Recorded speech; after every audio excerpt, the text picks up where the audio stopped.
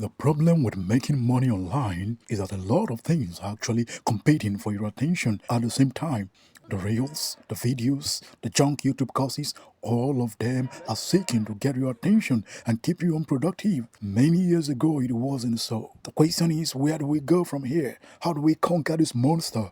How do we avoid being used by social media? Someone rightly said that those who excel in their field aren't that smart.